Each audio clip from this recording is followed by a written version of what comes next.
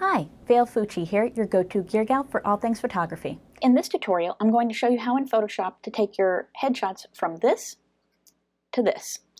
We're talking about removing those unsightly softboxes that may be in your headshots. All right, well, I'm going to delete this layer and show you how we go about doing this.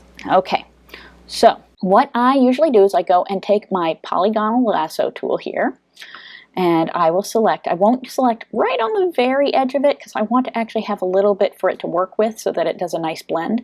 I'll come along the edge here, come around. Okay, then I'm going to make sure that this is on add to my selection so I can just do it all in one fell swoop. I'll select around here, make sure that that wrinkle in my fabric is included in my selection because I want to get rid of that as well. Okay, now I have the things I want to get rid of selected. I'm going to go to Edit, Content Aware Fill. Doing it this way, I'm going to have more control over what it's going to select. So we can see that already it's actually done quite a nice job in the little preview here.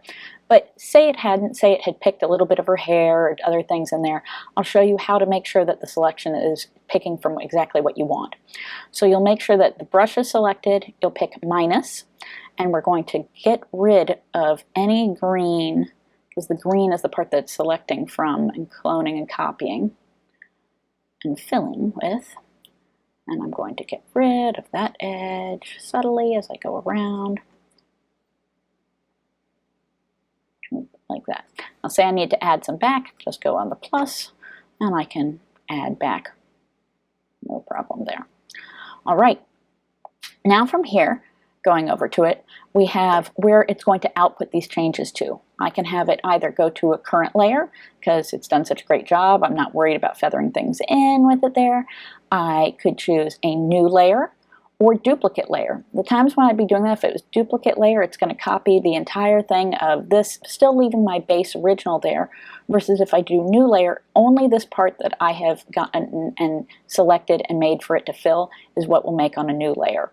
So, like I said, I typically just go for current layer, but say you're one of those people who likes to have all your changes saved in each different layer, we will do that. So for right now, we'll just do new layer, and I will hit OK. And then I'll hit Command D, and there we go. We can see that it's all been taken away. I can just go like that, turn it off and on of those layers, or if I wanted to, I can just go layer and flatten my image and keep it all into one layer there. And that's how you get rid of the unsightly softboxes. Now I've got a nice smooth background. I hope you found this tutorial helpful. If you did, be sure to hit the like button and subscribe and hit the bell so that in the future you're notified when I have new content that I've put up. Have a great day.